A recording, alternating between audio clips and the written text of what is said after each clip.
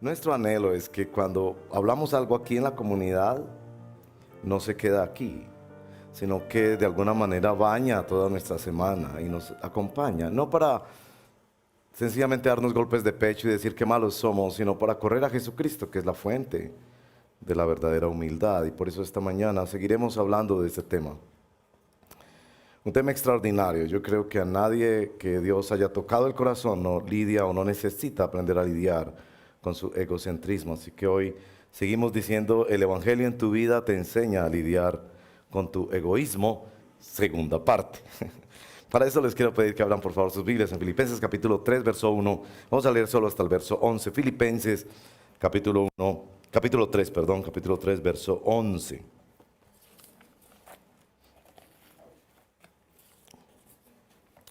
Leo para el beneficio de todos, les animo a tener sus móviles abiertos allí en la palabra del Señor, encendidos. Sus Biblias también abiertas, si tienen Biblia de papel, en este precioso texto de la palabra del Señor. Dice así nuestro Señor, leemos en su nombre. Por lo demás, hermanos míos, alégrense en el Señor. Para mí, no es molestia volver a escribirles lo mismo, y a ustedes les da seguridad. Cuídense de esos perros, cuídense de esos que hacen el mal, cuídense de esos que mutilan el cuerpo. Porque la circuncisión somos nosotros los que por medio del Espíritu de Dios adoramos, nos enorgullecemos en Cristo Jesús y no ponemos nuestra confianza en esfuerzos humanos. Yo mismo tengo motivos para tal confianza. Si cualquier otro cree tener motivos para confiar en esfuerzos humanos, yo más. 7 cosas. Circuncidado al 8º día, del pueblo de Israel, de la tribu de Benjamín, hebreo de pura cepa, en cuanto a la interpretación de la ley, fariseo, en cuanto al celo, perseguidor de la iglesia, en cuanto a la justicia que la ley exige, intachable. Sin embargo, todo aquello que para mí era ganancia, ahora lo considero pérdida por causa ¿de quién? De Cristo. Es más, todo lo considero pérdida por razón del incomparable valor de conocer ¿a quién? A Cristo Jesús, y lo llama mi Señor. Por Él lo he perdido todo y lo tengo por estiércol, a fin de ganar ¿a quién? A Cristo, y encontrarme unido ¿a quién? A Él. No quiero mi propia justicia que procede de la ley, sino la que se obtiene mediante la fe ¿en quién? En Cristo, la justicia que procede de Dios basada en la fe. Lo he perdido todo a fin de conocer ¿a quién? A Cristo, experimentar el poder que se manifestó en su resurrección, participar en sus sufrimientos y llegar a ser semejante a Él en su muerte. Así espero alcanzar la resurrección de entre los muertos. Esta es la palabra del Señor. Oremos. Señor, gracias por tratar con nuestro corazón. Gracias por la violencia del Espíritu Santo, que no es violencia que nos hace daño, es la violencia que mata el orgullo, que acaba con la altivez y la autosuficiencia, que destrona el ego subido, que rescata el ego aplastado. Es la obra de tu Espíritu Santo el hablarnos a nuestra conciencia aún en las noches. Toma esta palabra que es la espada del Espíritu y de nuevo haz cirugías en nuestro corazón, pero también abre caminos para que podamos caminar hacia Cristo Jesús como el apóstol lo anheló y lo deseó cuando entendió lo que significaba el Evangelio para su vida. Te lo pedimos, Padre, en el nombre poderoso de Jesús, nuestro Señor. Amén. Llama la atención en el texto los temas con los que comienza este capítulo. Alégrense. Viene hablando de ejemplos de la abnegación cristiana y el destronamiento del ego y invita de manera vehemente en toda esta epístola a alegrarse. En el verso 2, cuídense, y noten la repetición, que siempre es muy intencional, y ustedes notarla en su estudio bíblico cuando hace el devocional, cuando se repiten palabras, los autores bíblicos inspirados tienen algo que decirnos. Cuídense, cuídense. 3 veces, cuídense, cuídense. No, no es que quien tiene egoísmo está tratando de cuidarse a sí mismo, de practicar el autocuidado. No es que quien busca alegrarse en la vida y ser feliz finalmente cae en el egocentrismo. No, no es esto una invitación al egocentrismo, porque cuando uno se cuida y cuando busca su felicidad, no es así que caemos en egocentrismo. Entonces, ¿qué es lo que nos está tratando de decir? La clave, creo, está en el verso 1, cuando dice: para mí no es molestia volver a escribirles lo mismo. Subraya eso, lo mismo. Entonces la pregunta es, ¿qué es lo mismo? ¿Qué mismo es lo mismo? Podría ser el reclamo de Pablo de una vida cristiana gozosa. Podría ser. Si te aburre la fe, algo anda mal. No es una fe verdadera. Si no te gozas en Cristo, algo está mal en tu vida. Podría ser eso lo mismo, porque él viene repetidamente diciéndole: gócense, yo les envío a Timoteo, les envío a Tito, les envío una carta para que se gocen, completen mi gozo. Podría ser. Lo mismo podría ser también la advertencia sobre estos líderes que aquí llama perros, que hacen mal, que mutilan el cuerpo, y se refiere exclusivamente al tema de la circuncisión, usándolo como analogía, que por el orgullo que ellos tenían de judaizar: yo soy circuncidado, yo sí soy hijo de Dios e hijo de Israel, entonces causaban divisiones dentro de la iglesia. El capítulo 1, verso 15 ha mencionado las rivalidades de los que predican por contención. El capítulo 2, verso 3 ha dicho que algunos por buscar lo suyo producen contiendas. En el capítulo 2, verso 21 dice que no buscan lo que es de Jesucristo, sino que buscan lo suyo. En el capítulo 3, verso 18, después de decir que sigan buenos ejemplos, él los llama de una manera vehemente. Les he dicho, y a menudo y ahora lo repito con lágrimas, muchos se comportan como enemigos de la cruz de Cristo. Está hablando de líderes que están metidos dentro del pueblo de Dios. Su destino es la destrucción. Adoran el Dios de sus propios deseos. El texto griego dice: el Dios de sus estómagos. Y se enorgullecen de lo que es su vergüenza. Solo piensan en lo terrenal. Es posible que Pablo está de nuevo volviendo a decirles advertencias contra falsos líderes, y no hay más que decir en estos tiempos y en este siglo que dicen que es el siglo de la religión. Abra el ojo. Pero bueno, ¿qué es lo mismo? Lo mismo es el tema de la gozo, lo mismo es el tema de advertencias sobre falsos líderes. Yo creo que lo mismo es, en suma, incluyendo lo anterior, lo que nos dice el capítulo 2, verso 5. La actitud que había en Jesucristo. Ustedes deben tener, nos dice en el capítulo 2, verso 5, la actitud que estuvo en Cristo Jesús. Y lo que está describiendo es la actitud de la humildad cristiana. Entonces, de nuevo, nos encontramos con el llamado a la humildad cristiana. Y lo que Pablo va a repetir en los 2 siguientes capítulos no es más que aplicaciones en su propia vida y dinámicas espirituales, cristianas, eclesiales, y una profunda teología de lo que es una humildad con alegría. Vamos a hacer una pequeña dinámica esta mañana y yo voy a pedirle que por favor me ayude participando. Escuche bien la pregunta.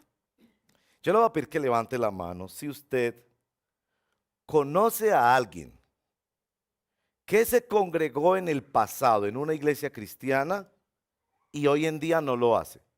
Si usted conoce a una persona, yo no le voy a pedir que me diga el nombre, ni que usted venga a contarnos la historia. Solamente le voy a preguntar: ¿conoce usted a alguien que alguna vez se congregó en una iglesia cristiana y hoy en día no lo hace? Por X o Y razón. Yo no voy a juzgar aquí la razón. Sencillamente usted conoce a la persona. Caminó un tiempo en la iglesia cristiana y hoy en día no lo hace. ¿Podría levantar la mano si usted conoce a una persona así? Ok, muchas gracias. ¿Podrían levantar la mano los que conocen no solo una persona, sino más de 2 personas? Podrían levantar la mano quienes conocen más de 5 personas, porque pueden ser miembros de tu familia, amigos, vecinos, que alguna vez fueron a una iglesia cristiana y hoy en día ya no lo hacen, por cualquier razón. Más de 5 personas, levanten la mano. Muchas gracias. Eso es estadística en tiempo real. Esas personas están practicando el capítulo 3, verso 2. Esas personas se están cuidando a sí mismas. Se están cuidando de algo malo que ven en la iglesia. Porque si no, estarían aquí o estarían en una iglesia. Yo no estoy justificando a aquellos que se fueron por razones de pecado y que volvieron. No, pero ellos están pensando que se están cuidando a sí mismos. Porque este es el punto y es muy importante en mi introducción para que entendamos esto. El egoísmo es el encierro en uno mismo. Y casi siempre el encierro en uno mismo se da por razones de cuidarse. Personas que fueron heridas y maltratadas se cuidan. De hecho, muchas personas que fueron maltratadas en su hogar de origen por sus padres se cuidan, nunca acercándose a esas figuras. Asimismo ocurre en el mundo de la religión. Su egoísmo, escuche bien, es una respuesta al egoísmo de aquellos en quienes confiaron en algún momento. ¿Me hago entender hasta ahí? Es decir, nuestro egoísmo en un sentido es una reacción al egoísmo del otro.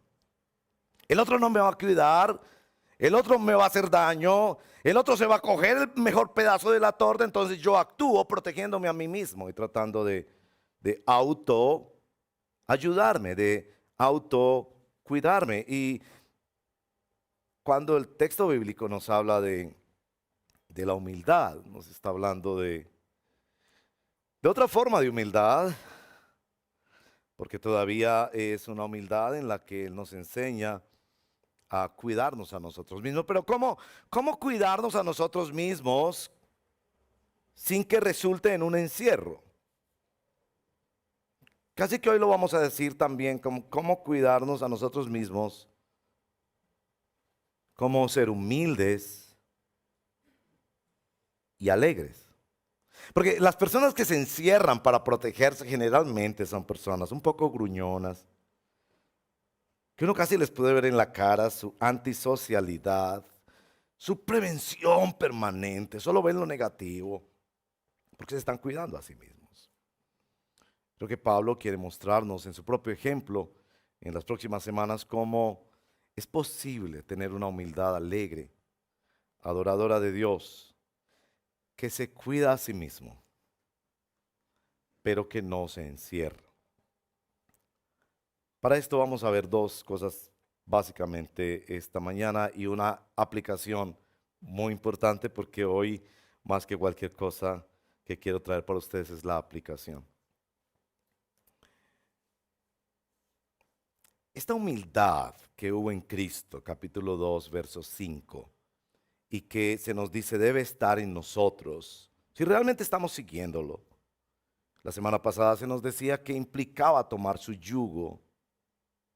No es como la falsa humildad de algunos de estos líderes que pensaban que estaban siendo humildes al someterse a los rigores de una circuncisión. Que era más bien una humildad disfrazada. Es que, hermanos y hermanas, hay mucha humildad disfrazada. Como si no se nos permitiera dejar de evaluar la misma humildad. Una de las trampas de la humildad es hacer de la humildad la meta de nuestra vida, casi un ídolo de nuestra vida, como si aún en la iglesia se hiciera un concurso para la humildad. Humildad 2019, se lo ganó el hermano Culano, o como la persona que escribió el libro, ya les he contado, las 10 personas más humildes del mundo, ¿cómo encontré las otras 9? La humildad se puede volver un ídolo en nuestra vida. Entonces, ¿cómo es que Pablo responde a esto? Primero, Pablo responde mostrando la falsa humildad de estos líderes. Los llama de manera enérgica y no deja de pronunciar un juicio sobre esos falsos líderes. Pero la respuesta de Pablo no es una cruzada en contra de los falsos líderes. Solo ocupa un par de versos para describirlos rápidamente, pero ocupa 2 capítulos enteros para decir cuál es la respuesta cristiana a la falsa humildad de muchos líderes religiosos. ¿Y cuál es la respuesta a una humildad mal orientada que se vuelve casi en un ídolo que exhibir? Como el cristiano que no se bañaba para mostrar que era más humilde que los demás y que por fin se parecía a Juan el Bautista y que por eso era un buen bautista. La respuesta a la falsa humildad que hay en el mundo religioso no es una cruzada en contra de los falsos líderes. Escuche bien, la respuesta es la alegría. La respuesta es el gozo y la alegría. No me he cansado de mirar capítulos 3 y 4 y ver, por favor, esta es la descripción de un tipo feliz. Si ustedes ven todo lo que Pablo habla sobre sí mismo, está dispuesto a dejarlo todo, ha encontrado la perla de gran precio. No le importa el pasado, está solo concentrado en conocer, amar, tener, ser hallado, ganar, encontrarse unido a Cristo Jesús.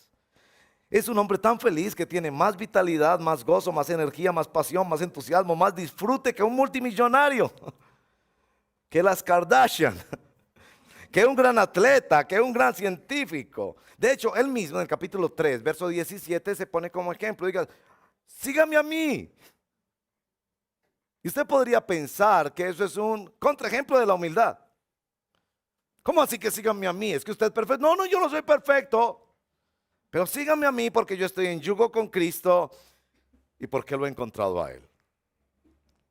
Y entonces Pablo tiene una fórmula y esta fórmula nos va a ocupar en las 3 próximas semanas, incluido este domingo.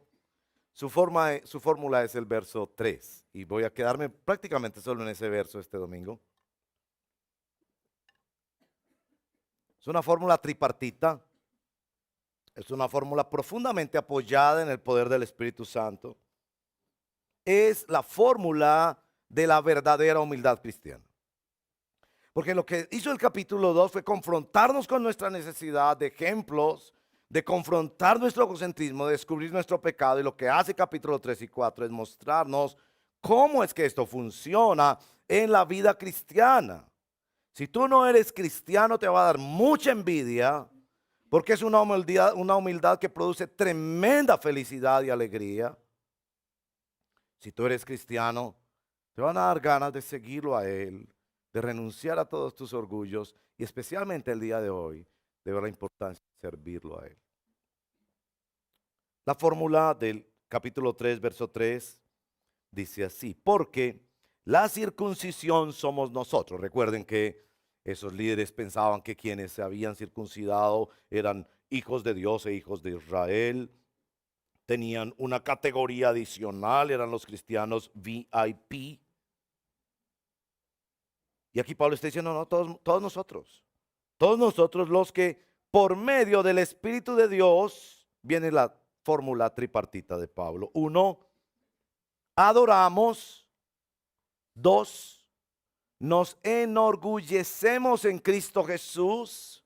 3, no ponemos nuestra confianza en esfuerzos humanos. Y eso es lo que vamos a hacer las próximas 3 semanas, examinar qué nos quiere decir el Señor cuando dice que por medio del Espíritu de Dios adoramos. Y cómo eso se constituye en recurso esencial para la humildad cristiana que trae alegría, gozo a nuestra vida. Un gozo que nos hace desprendernos con libertad de las cosas materiales. Un gozo que nos hace superar cualquier prueba. Un gozo superior a lo que el mundo pudiera dar. La semana siguiente vamos a hablar de qué es enorgullecerse en Cristo. Les va a encantar, especialmente en el tiempo de la Navidad.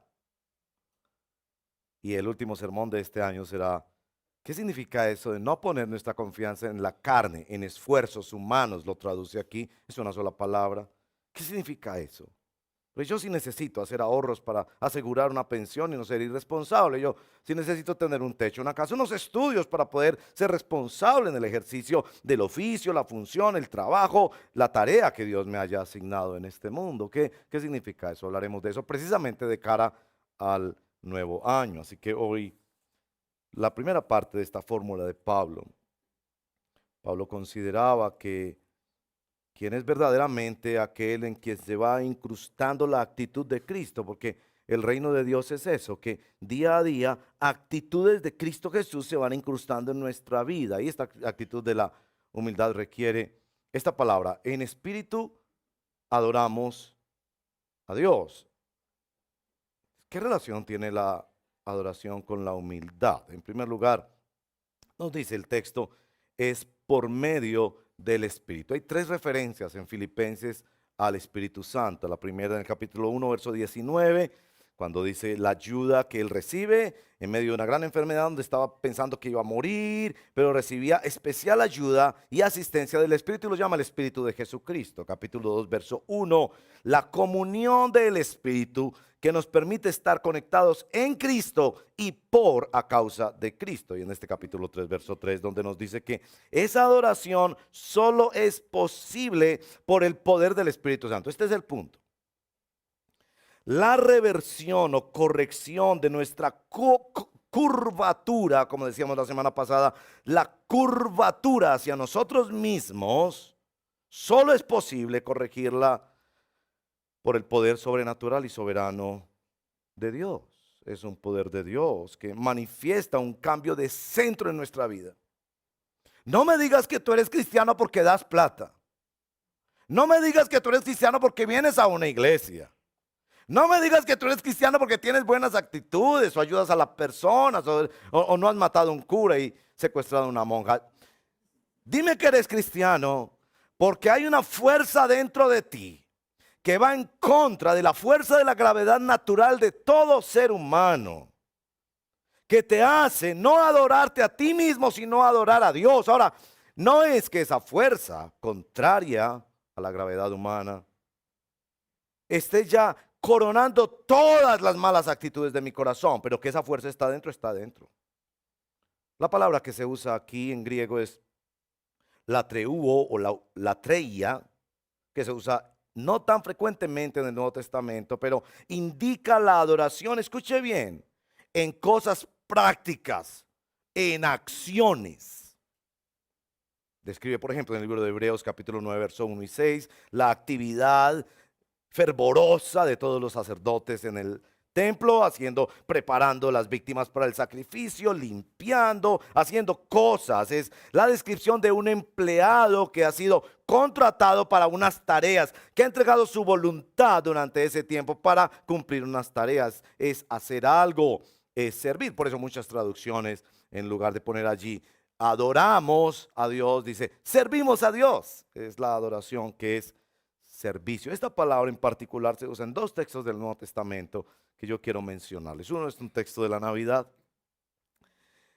Recuerdan que en la Navidad la pregunta, de acuerdo al relato de Mateo, es la pregunta, la gran pregunta del libro de Mateo, en la boca de los llamados Reyes Magos, los magos orientales, astrólogos orientales, que mediante la observación de la naturaleza vieron el lugar, el momento en el que llegaría el rey de los judíos, y llegan a Jerusalén precisamente a preguntar eso.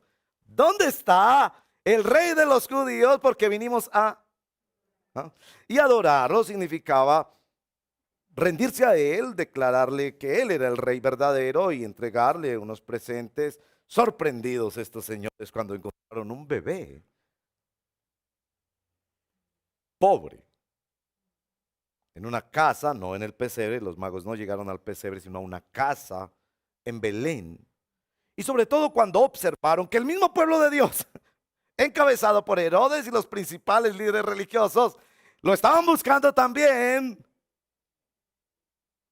pero no para adorarlo.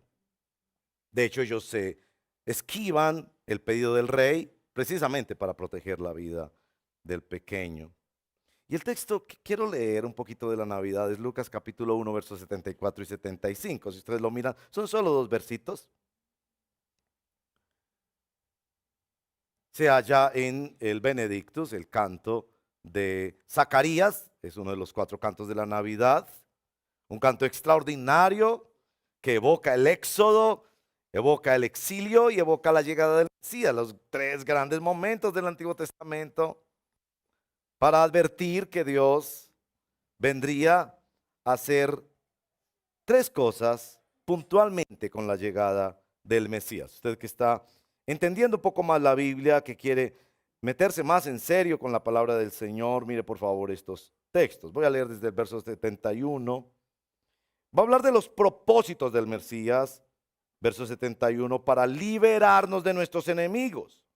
Verso 72, para mostrar misericordia a nuestros padres. Está aquí proféticamente Zacarías hablando de que en Jesús se ha cumplido esta profecía. Y verso 74, nos concedió que fuéramos libres del temor al rescatarnos del poder de nuestros enemigos para que le sirviéramos. Aquí traduce sirviéramos, pero es la misma palabra adoráramos. Es decir, en la Navidad estamos notando que Él nos ha liberado, permítame decirlo, de nosotros mismos, de las idolatrías del mundo, de la carne, de Satanás, pero no para que hagamos nuestra propia voluntad, sino para que lo sirvamos a Él, mis amigos. El cristianismo no es la fórmula de resolver todos estos problemas. El cristianismo es un profundo cambio de centro. Dejas de adorarte a ti mismo y empiezas a adorar a otro, al Señor Jesucristo. De hecho, la aplicación que en este mismo episodio, en este mismo cántico de Zacarías hace de esa revelación a Zacarías es la aplicación a su propio hijo. El verso 76, mira al niñito como lo está presentando en el templo, así como presentamos hace 8 días a Tiago, mira al niñito, le habla a su niñito. Él no lo entendía, por supuesto, esto lo supo Juan el Bautista después. Y tú, hijito mío, serás llamado profeta del Altísimo porque irás delante del Señor para prepararle el camino.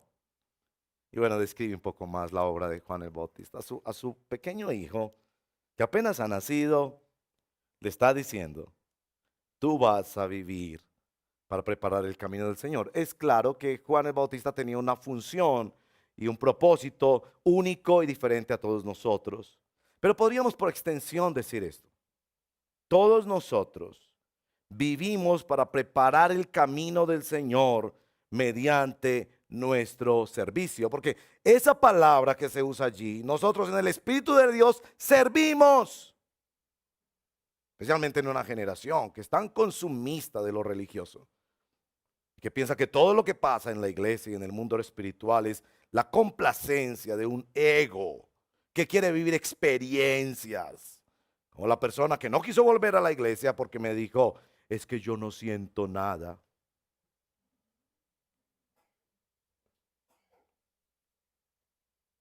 La fórmula de Pablo es, por medio del Espíritu adoramos, servimos a Dios y preparamos así el camino del Señor para su llegada. Y déjame hacer una pequeña aplicación rápidamente de eso. Cada acto de servicio que tú haces para Dios es una preparación de algo que Dios hará. Dios te ha enviado a esa empresa, a esa familia, a ese vecindario, a ese bus, a ese vagón del metro, a esa red social, a ese chat comunitario para que tú prepares el camino del Señor. Entonces no es una humildad que se adora la humildad como los santitos que se ponían detrás de las puertas. Es la humildad activa, dinámica, que pone a Jesús en el centro y dice, yo estoy aquí para servir a Jesús, yo no estoy aquí para servirme a mí mismo y complacer mis experiencias, sino para servir a Dios con lo que Dios me permita, con los dones, las oportunidades, el tiempo, la capacitación, etcétera, que Dios me haya dado. El segundo texto que quiero mostrar es el famoso texto de Romanos 12, que también usa el mismo término para referirse a la adoración. Extraordinario texto de Romanos 12, capítulo 12, verso 1 y 2, un texto bíblico que todos los siervos de Dios, todos los hijos de Dios deberíamos conocerlo de memoria. Qué texto tan extraordinario. Por lo tanto, hermanos, tomando en cuenta la misericordia de Dios, les ruego que cada uno de ustedes en adoración espiritual, esa palabra adoración es la misma que está usando Pablo para describir su estrategia de humildad cristiana. En adoración espiritual, ofrezcan ¿qué? Música, plata, asistencia a reuniones, su cuerpo. Y por cuerpo quiere decir la totalidad del ser. ¿Cómo lo deben ofrecer? Cuando tengan experiencias agradables, cuando se sientan volar sobre las nubes, no, en sacrificio. Y la semana pasada hablábamos de este asunto, ¿no? De que la espiritualidad parece que se ha sacado del diccionario religioso la palabra sacrificio. Ya no se hace sino cosas que gustan, donde se siembra, donde se reciben más bendiciones, donde se da para recibir más, donde se da cuando se siente, donde se viven experiencias. En sacrificio, 3 características de ese sacrificio: vivo, santo y agradable a Dios. Y nos hace en el verso 2 una advertencia. Esta advertencia, mis amados hermanos y hermanas, amigos y amigas y quienes nos escuchan por nuestro canal, yo quiero decirles que esta advertencia es muy importante. Se presta poca atención a esta advertencia de Romanos capítulo 12, verso 2. No se amolden al mundo actual. Pero lo que Pablo está tratando de decir no es sencillamente que no se copie al mundo, que no se conforme al mundo, que no se tome el modelo del mundo, sino que no se traiga el modelo del mundo para el cristianismo. Porque muchas personas hoy en día están construyendo un cristianismo carnal. Están construyendo su propio cristianismo. Parece cristianismo, pero ellos están en el centro. Ellos son los que realizan sus sueños. Ellos son. Y me pregunto si ese es tu problema. Si tú realmente no has rendido tu voluntad al Señor Jesucristo en un sacrificio vivo, santo y agradable a Dios. El que está en el centro es Él, no eres tú. Yo sé que esto puede sonar ofensivo porque tú pensabas desde una perspectiva religiosa que tenías muchos compartimientos en tu vida. Uno de ellos era el espiritual y la iglesia cristiana te ayudaba a mejorar esa área de tu vida. Pero lo que te encuentras aquí es que el centro cambia. Un cambio copernicano. En el centro estabas tú antes. Y cuando vienes a ser discípulo de Jesucristo, en el centro está el Señor Jesucristo. Son sus propósitos, son sus planes, son sus deseos, son sus sentimientos. Es su palabra la que ha de dominar tu vida. Así que esa advertencia es muy importante. Ten mucho cuidado con estar construyendo un cristianismo carnal, humanista, centrado en ti mismo. Un cristianismo de valores cristianos, donde tú escoges unos valores que quieres practicar, pero unos valores que los escoges a partir de tu interés, de tu necesidad, de tus propios planes y proyectos.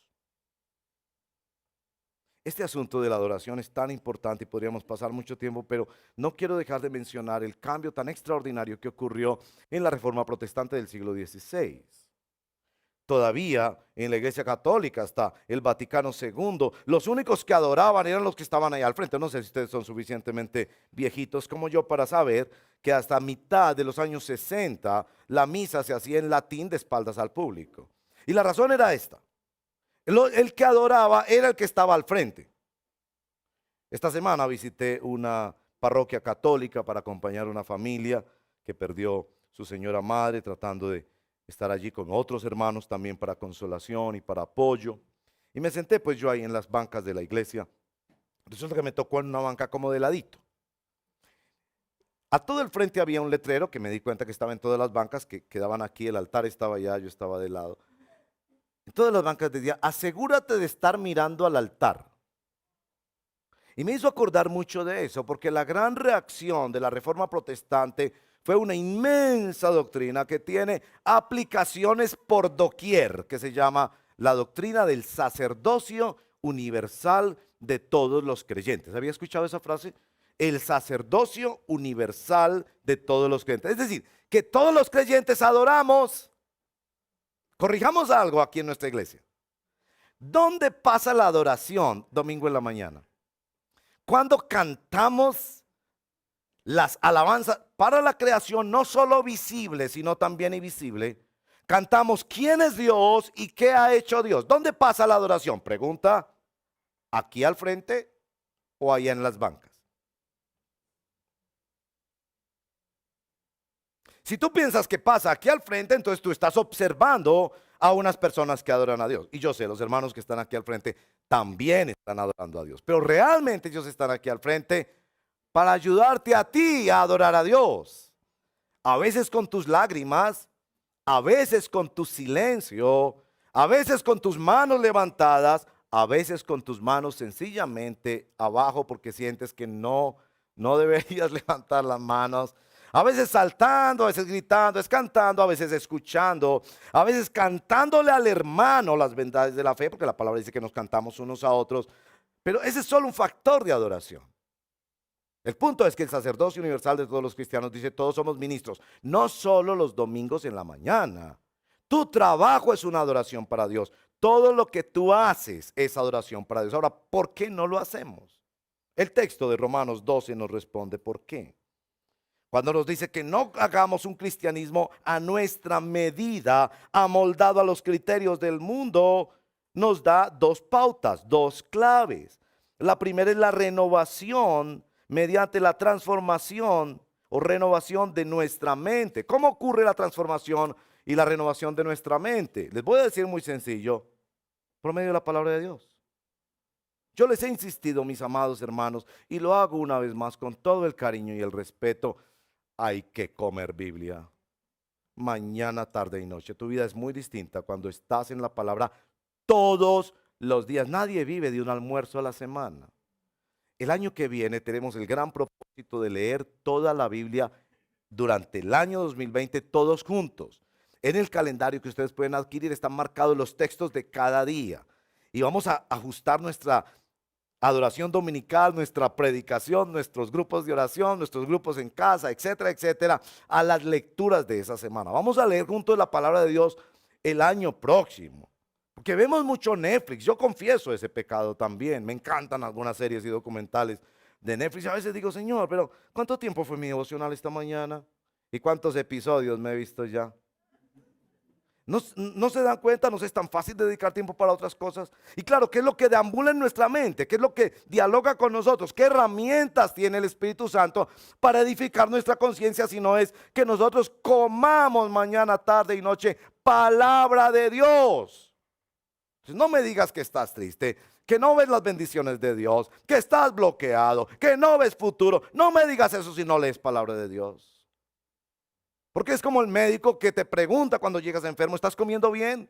¿Estás durmiendo bien? ¿Estás aseándote bien? Hay cosas elementales para la vida cristiana y aquí nos está diciendo que estas claves son permanentes. La transformación de nuestra mente por la palabra de Dios, la espada del Espíritu. La segunda clave es comprobación. Comprobación. El texto nos dice comprobar cuál es la voluntad de Dios, buena, agradable y perfecta. Yo creo que los cristianos que adoramos a Dios estamos en permanente comprobación. Si yo estoy sirviendo al Señor, yo estoy creando expectativas de lo que Dios va a hacer. William Carey dijo, emprendan grandes cosas para Dios y esperen grandes cosas de Dios.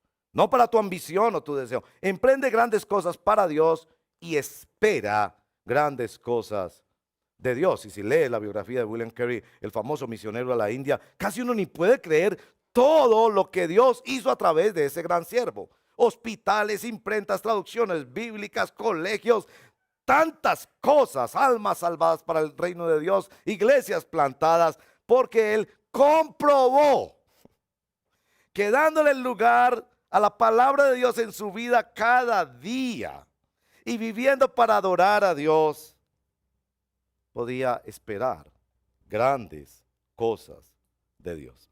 Aplicación.